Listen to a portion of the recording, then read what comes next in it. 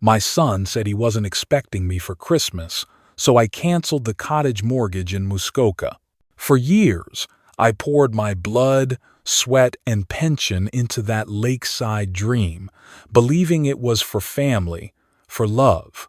But when my own son looked me in the eye and said I wasn't welcome at our family's Christmas because his wife's parents wanted a classier holiday, the betrayal cut deeper than any wound I took in Afghanistan. I didn't scream. I didn't beg. I got in my truck, made one call, and stopped their mortgage payments cold. They thought they could erase me from my own sacrifice? They're about to learn what happens when you cross a man who's fought for everything he has. I'm Andrew Wilson. I'm 62 years old. And this is just the beginning of my fight for justice.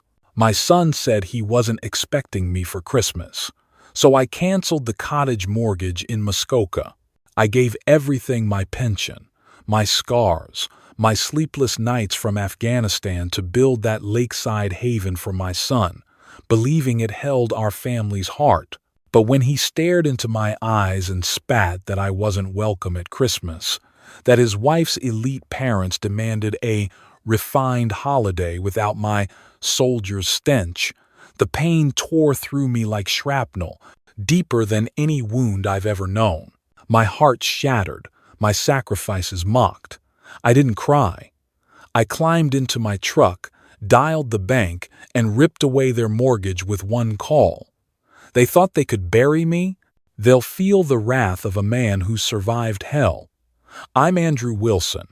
I'm 62 years old, and this is where their betrayal meets my justice. Before we continue, please subscribe to the channel and let us know in the comments where you're tuning in from, whether it's somewhere beautiful in Canada or anywhere else in this amazing world. I sat by the crackling fireplace in the Muskoka cottage, the cedar walls glowing under the soft light, the air heavy with the scent of pine and betrayal. This was the place I'd poured my heart into. Every dollar of my veteran's pension, $3,000 a month, $180,000 over 5 years, sacrificed to keep this lakeside dream alive for my son, Ethan. I'd built the oak dining table myself, sanding it by hand, remembering winters teaching him to skate on Lake Muskoka, his laughter echoing across the ice. Now, I looked at him, my only child, and said, "I could make your mom's maple-glazed turkey this Christmas, Ethan, the one Margaret used to make, with her secret cranberry stuffing." Ethan shifted uncomfortably on the leather sofa I'd paid for, his eyes avoiding mine. "Dad," he mumbled, his voice barely above the fire's crackle, "you're not welcome here for Christmas. Claire's parents, Henry and Evelyn, are coming. They want a refined holiday." The words hit like a grenade, shredding my chest. Refined? I'd carried shrapnel scars from Afghanistan for this country, for him, and now I was too rough for their table. Claire swept into the room, her $1,500 designer boots clicking on the hardwood floor I'd funded. "It's about tradition, Andrew," she said, her voice dripping with condescension. "My parents expect elegance, linen napkins, classical music, not your campfire stories." My hands gripped the armrests, knuckles white. Every beam in this cottage, every window overlooking the lake, bore the weight of my sacrifice. I drained my savings, skipped my own home repairs, all for them. "And what am I supposed to do, Ethan?" I asked, my voice low, trembling with rage. He shrugged, eyes fixed on Claire's crystal wine glasses. "Maybe visit Aunt Laura in Barrie. We'll catch up after." After. Like I was a chore to be scheduled. I stood, the fire's warmth no match for the ice in my veins. "Tell Henry and Evelyn," I said. "Merry Christmas." I walked out, the door slamming behind me, each step toward my truck a vow that their betrayal would not go unanswered.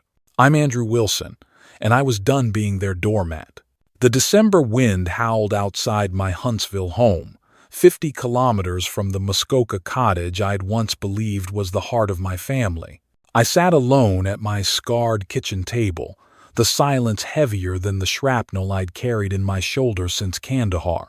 The pain of Ethan's words, "You're not welcome here for Christmas," burned deeper than any wound from Afghanistan. I'd survived roadside bombs, watched comrades fall, and came home to build a life for my son, only to be cast aside like a worn-out boot. My fingers, rough from years of labor and war, clutched a faded letter from Margaret, my late wife, found tucked in an old ammo box from my service days. Her handwriting, delicate as the snow falling outside, read, "Andrew, family is our anchor. Hold it close, no matter the cost." I'd held it close, pouring $180,000 of my veteran's pension into Ethan and Claire's cottage, skipping my own meals to cover their $3,000 monthly payments, all to honor Margaret's belief in family. Now, that belief felt like a knife twisting in my gut. I traced her words, each one a reminder of the nights we'd spent planning Ethan's future by this very table, dreaming of Muskoka Christmases with grandkids skating on the lake. Margaret died while I was overseas, her heart giving out before I could say goodbye. I'd carried that guilt through deserts and gunfire, vowing to give Ethan everything she couldn't do. But Claire's voice echoed in my head. "My parents expect elegance, not your campfire stories." Campfire stories? I'd told Ethan tales of survival, of brothers in arms who never came home, hoping he'd understand the cost of freedom. Instead, he'd chosen Claire's world of $1,500 boots and crystal wine glasses, paid for with my sacrifice. I stood, my bad knee protesting, and walked to the window. Huntsville's Christmas lights twinkled across the street, families gathering in warmth I'd never know again.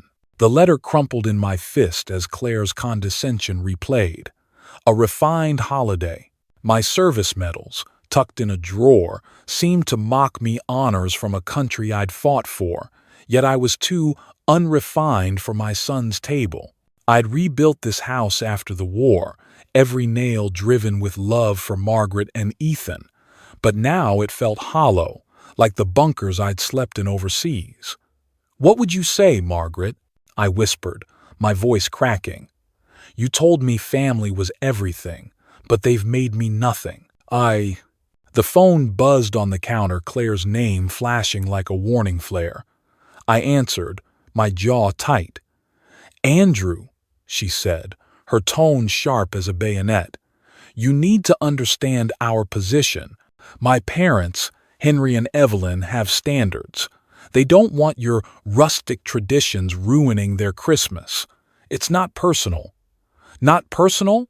My blood boiled. "Rustic traditions?" I growled. "You mean the Sunday roast you ate when your credit cards maxed out? The $2,000 dock I paid for so you could sip wine by the lake?" She scoffed. "Don't be dramatic. My parents are Bay Street elites. They expect sophistication, not war stories from some small-town soldier." The line went dead as I hung up, my hands shaking with rage. Small-town soldier. I'd carried the weight of their cottage, $180,000, 5 years of my life while they sneered at my calloused hands. Margaret's letter fell to the floor, her words blurring through my tears. I'd fought for this country, for Ethan, only to be erased from his life.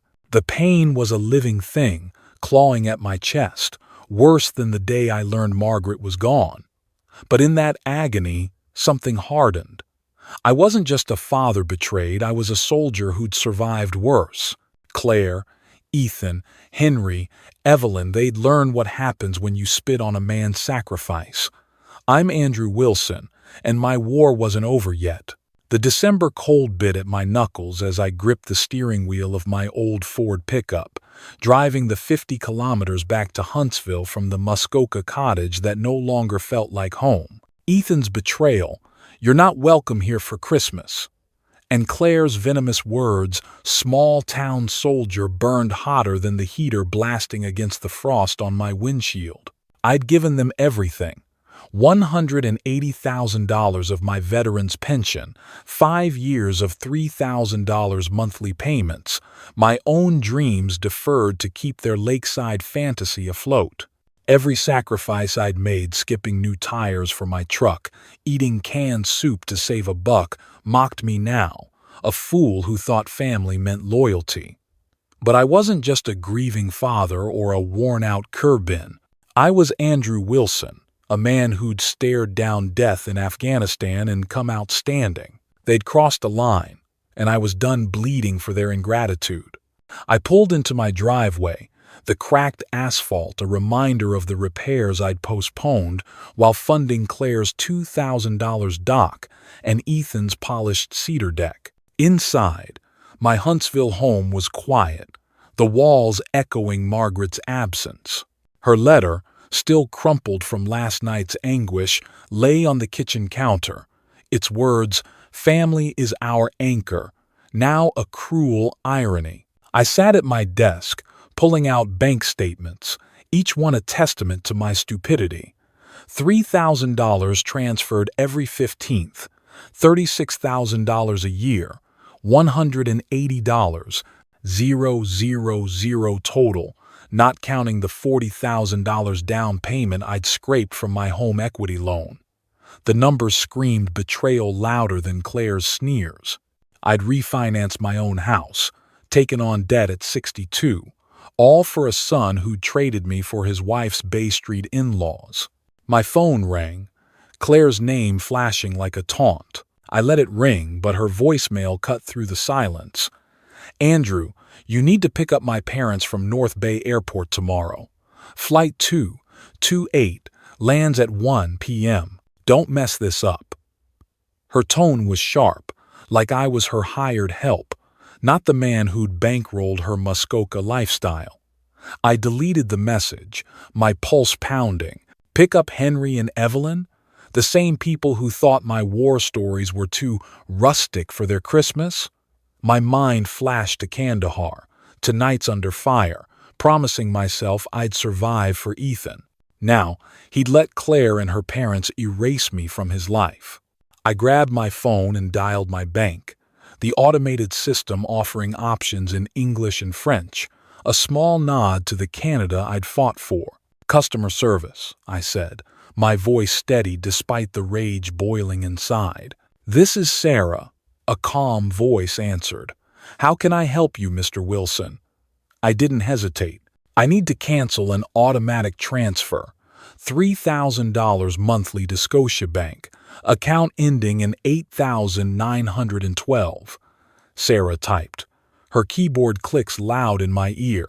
"You've been making this transfer for 5 years, she said, no judgment in her tone. "Effective immediately."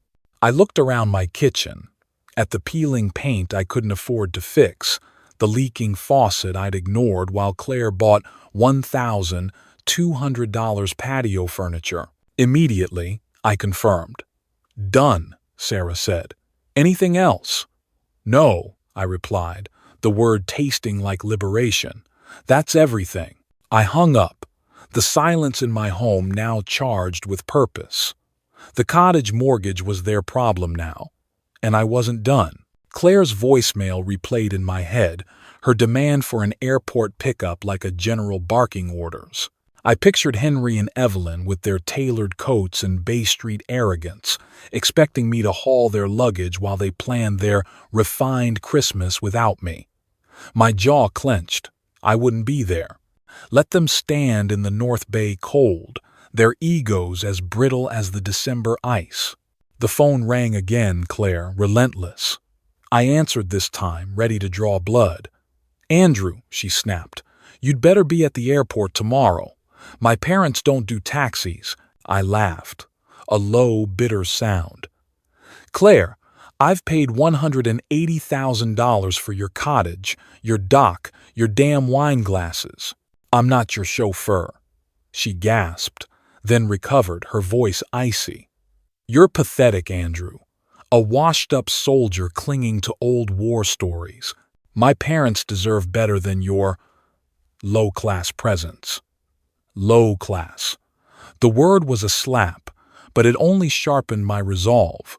"Tell Henry and Evelyn to enjoy their taxi," I said, my voice ablaze. "And Claire, you'll regret underestimating me." I ended the call, my heart racing, not with pain but with fire. The soldier in me was awake, and this was war. I'm Andrew Wilson, and I was ready to make them pay for every cent they'd taken, every insult they'd hurled. The Muskoka night was crisp, the stars sharp above the cottage I'd paid for with $180,000 of my veteran's pension, now glowing with the warmth of a Christmas Eve I wasn't allowed to share.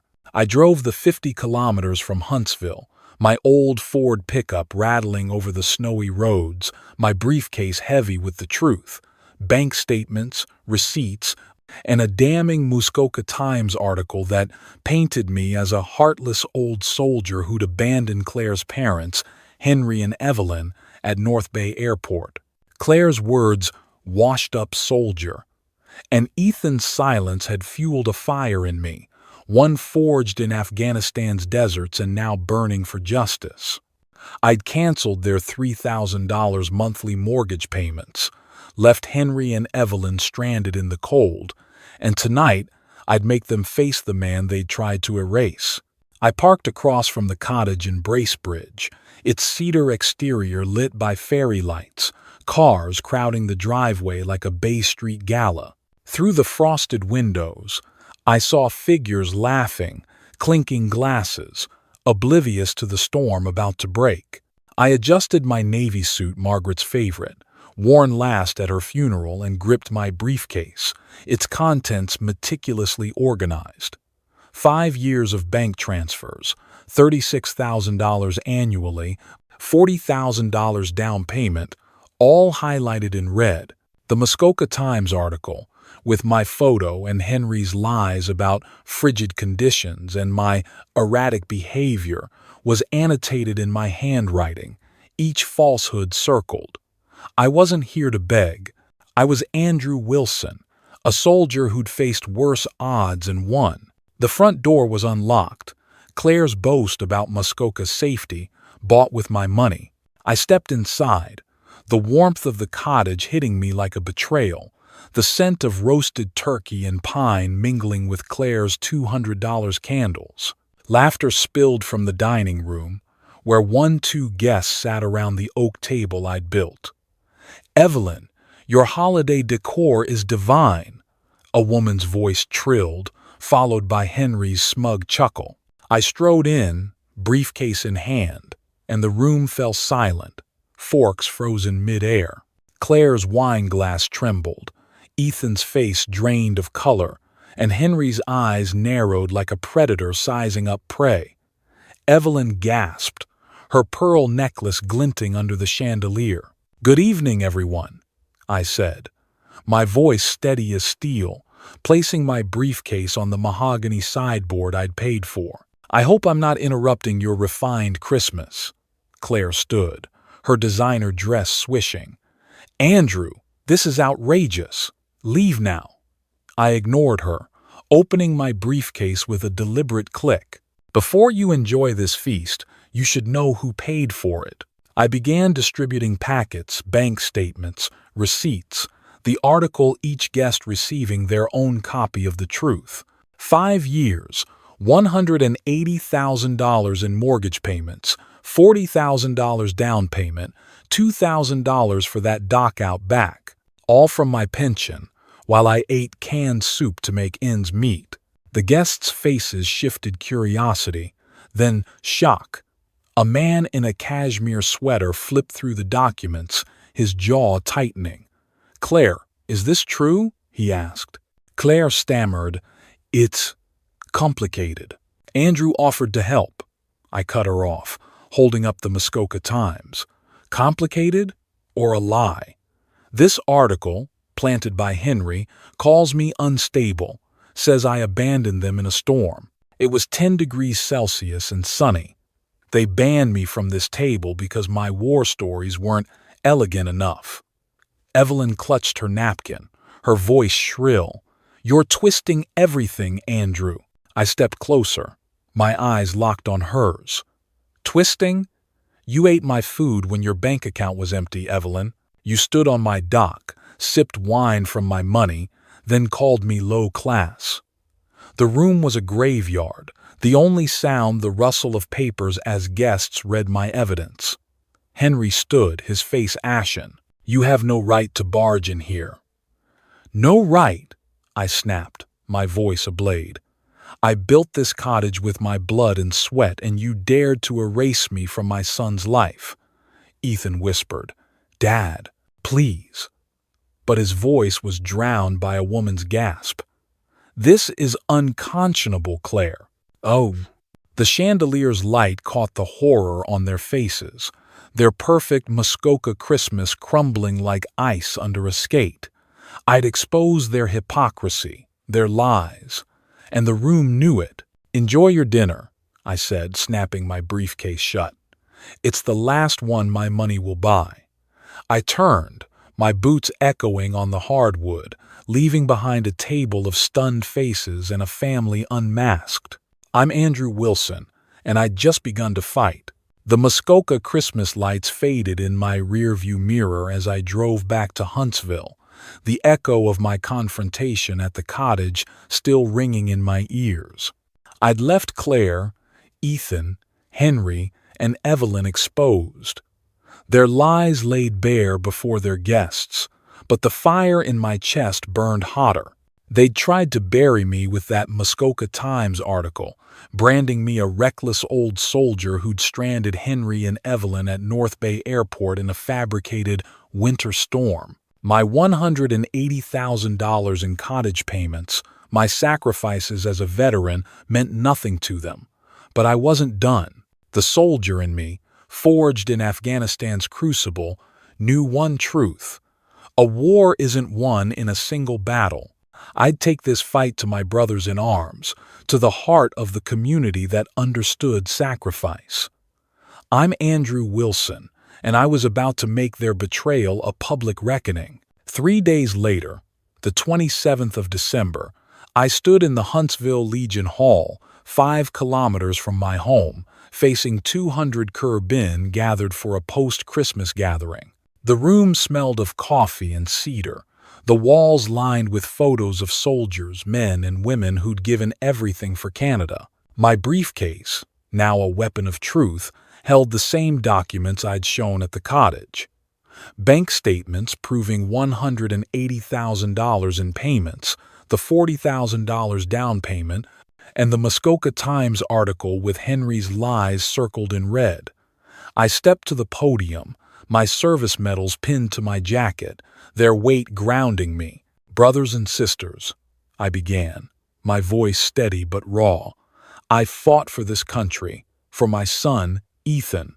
I paid $180,000 for his Muskoka cottage, $3,000 a month for 5 years, only to be told I wasn't welcome at Christmas because I'm not refined enough for his wife's Bay Street parents. The hall went silent, eyes fixed on me, some glistening with understanding. I held up the Muskoka Times. This article, planted by Henry Thompson, Claire's father, calls me unstable, says I abandoned them in a storm. It was 10 degrees Celsius, clear skies. They banned me because my war stories, my life as a soldier, embarrassed them. A murmur rippled through the crowd, growing into a low growl of anger. I passed out copies of the documents, each one a bullet in my arsenal. Here's the truth. $180,000 of my pension, my savings, gone to a family that called me low class. They used my money, then tried to destroy my name. A grizzled veteran, his Legion cap tilted, stood and shouted, "They don't deserve you, Andrew!" The room erupted, applause thundering like artillery. Another voice, a woman with a Silver Cross pin, called out, "How dare they spit on a soldier's sacrifice?" I felt the weight of their support, a brotherhood forged in shared scars. "I'm not here for pity," I said, my voice rising. "I'm here to show what happens when you betray those who fought for you." I pulled out my phone, showing a screenshot of Claire's social media post from last week. Hosting the perfect Christmas in our Muskoka paradise. Our paradise, built on my blood. The crew bin took to their phones, sharing my story on Legion forums, tagging local media. By night's end, the post had spread across Ontario veteran groups, racking up 5,000 shares. Henry and Evelyn's names, once untouchable in Muskoka's elite circles, were now mud. A reporter from the Huntsville Forester approached me after, her notepad ready. "Mr. Wilson, can we run your story?" I nodded, my jaw tight. "Tell the truth. All of it." The hall's applause followed me as I left, my heart pounding not with pain but with power. Claire's call came an hour later, her voice shrill. "Andrew, you've ruined us. My parents' friends won't speak to them." I laughed, cold and sharp. "You ruined yourselves, Claire. You thought a soldier's silence meant weakness. You were wrong." I hung up, the Legion's roar still echoing in my soul. I'm Andrew Wilson, and I'd turned their lies into a firestorm they couldn't escape. The Huntsville Legion Hall's applause still echoed in my mind as I drove the 5 kilometers back to my home, the December stars sharp against the Ontario sky. I'd unleashed a firestorm at the cottage and among my Bin brothers, exposing Claire, Ethan, Henry, and Evelyn for their betrayal. The Muskoka Times article, Henry's calculated lie branding me a reckless old soldier, had backfired. My story, backed by $180,000 in bank statements and shared across veteran forums, had spread like wildfire, racking up 5,000 shares and torching the Thompsons' polished reputation. I, Andrew Wilson, a 62-year-old Bin who'd survived Afghanistan, had turned their arrogance into ash. But the war wasn't over, it was shifting, and the fallout was just beginning. Back in my Huntsville kitchen, the air smelled of fresh paint, a luxury I'd finally afforded after canceling the $3,000 monthly cottage payments.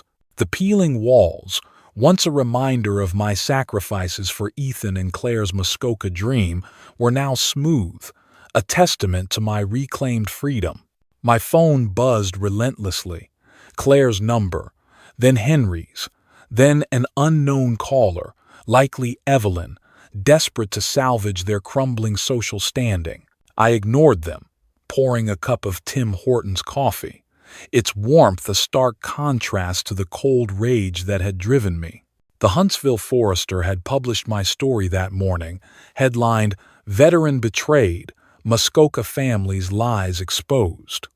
The article detailed my $180,000 in payments, the $40,000 down payment, and Henry's fabricated tale of abandonment. Muskoka's elite, from golf clubs to charity boards, had shunned Henry and Evelyn, their Bay Street veneer stripped away. I walked to my backyard overlooking the Muskoka River, its icy surface glinting under the moonlight. For the first time in 5 years, my bank account wasn't bleeding. I'd fixed my leaking faucet, bought a new winter coat, and signed up to coach kids at the Huntsville community rink, teaching them to skate as I once did with Ethan. The memory of those winters stung, but I was building a new life, one where my sacrifices were mine to choose. My phone buzzed again, a text from Claire. "You've destroyed us, Andrew. The cottage is in foreclosure. Fix this." I laughed, a bitter sound that echoed off the snow. Foreclosure? They defaulted on $9,000 in missed payments, a debt I'd carried for years while Claire bought $1,500 boots and Evelyn bragged about her refined holidays. Their castle was crumbling, and I felt no guilt. The next day, Ethan called, his voice trembling. "Dad, we're losing the cottage. Claire's a mess. Her parents can't show their faces at the Muskoka Golf Club."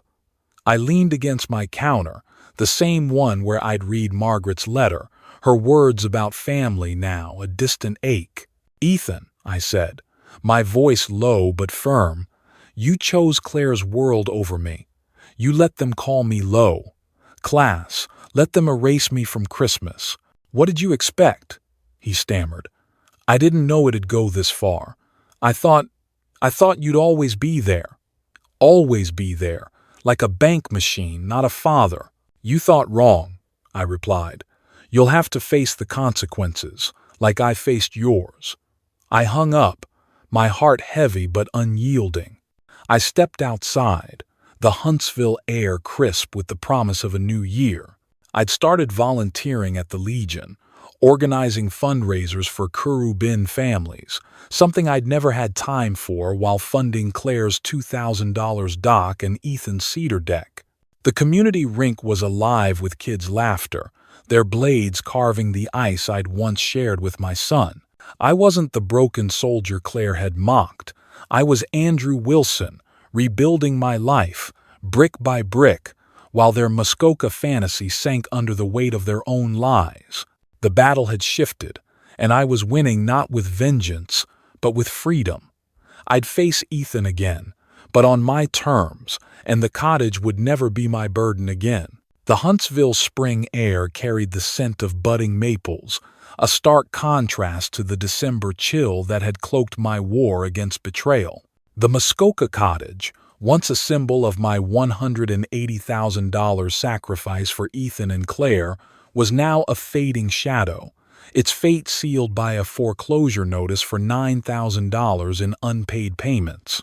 I, Andrew Wilson, a 6'2" Bin who'd endured Afghanistan's firestorms, stood in my freshly painted Huntsville home, no longer haunted by the weight of their ingratitude.